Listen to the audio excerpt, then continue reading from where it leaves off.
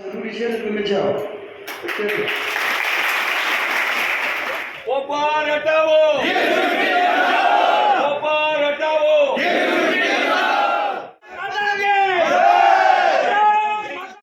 અમરેલી જિલ્લાના રાજુલા પંથકમાં copper plant company સ્થાપવા માટે અગાઉ કરેલી લોક સુનાવણીમાં પોલીસ તંત્ર દ્વારા 11 પર્યાવરણ પ્રેમીઓને ખેડૂતોને ડિટેન કરાયા હતા.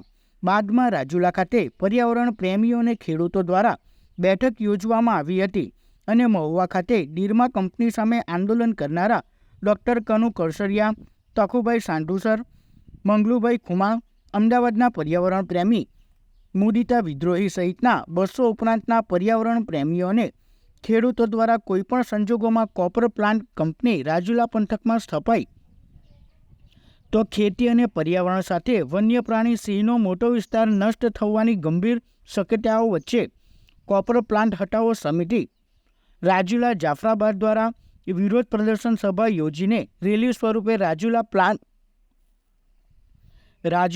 પ્રાંત કલેક્ટરને આવેદનપત્ર પાઠવવાના કાર્યક્રમમાં ખેડૂતો અને પર્યાવરણ પ્રેમીઓ પ્લે કાર્ડ સાથે પ્રાંત કલેક્ટર કચેરીએ સૂત્રોચ્ચાર કર્યા હતા અને અગાઉની લોક સુનાવણી રદ કરવાની માંગણી કરી હતી. તો હવે જ્યારે લોકોને આવી રીતે ડિટેન કરી લીધા, ધરપકડ કરી લીધી, તો પછી આ લોક સુનાવણી રદ થવી જોઈએ. લોક સુનાવણી જે મિનિટ્સ લખાઈને આગળ ગઈ હોય તો એ મિનિટ્સ રદ થવી જોઈએ અને ફરી વખત જો આ પ્લાન્ટને અહીંયા આવવું હોય તો લોકોને શાંતિથી બોલાવી મોટી સંખ્યામાં જાણ કરી અને પછી એની વાતને સાંભળવી જોઈએ અને લોકો જો કન્વિન્સ થાય, લોકોને લોકો ખાતરી કરાવે કે તમારું હિત જોખમમાં નથી આવતું તો જ આગળની કાર્યવાહી આગળ ચાલે અને એને મંજૂરીની કાર્યવાહી આગળ ચાલે.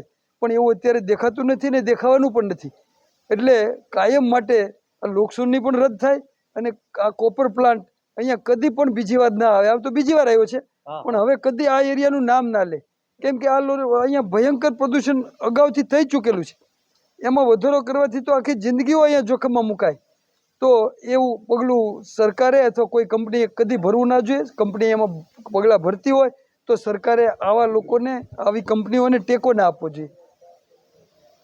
તો આવી લોક સુનાવણી કરીને તમે કયા પ્રકારની પર્યાવરણીય મંજૂરી આપવાની પ્રક્રિયા કરી રહ્યા છો? આ પ્રકારની પ્રક્રિયા પણ રદ થવી જોઈએ અને જે કંપની શરૂઆતથી જ આ પ્રકારના રસ્તા લઈને આવવા માંગતી હોય, આગળ જઈને પોતાનું કહેલું કયું પાળશે અને લોકોના હિતમાં શું કરી શકશે, એટલે આવા પ્રકારની કંપનીને હંમેશા માટે જાકારો આપવો જોઈએ.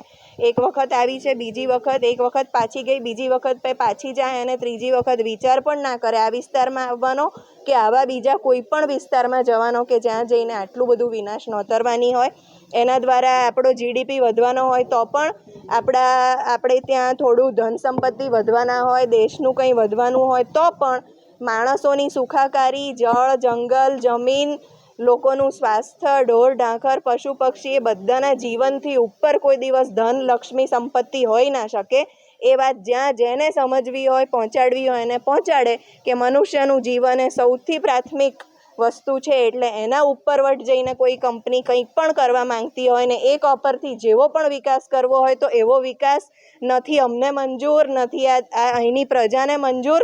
આટલી પેઢીઓની પેઢીઓ એ વિકાસ વગર અહીંયા જીવતી રહી છે. આવો વિકાસ કરીને આ છેલ્લી પેઢીને પૂરી નથી અમારે કરી નાખવી. એને અમે વિકાસ માનતા નથી અને એને તમે વિકાસ કહેતા હોય તો એવો વિકાસ અમારે જોઈતો નથી. એટલે આવી કંપની અહીંથી પાછી જાય.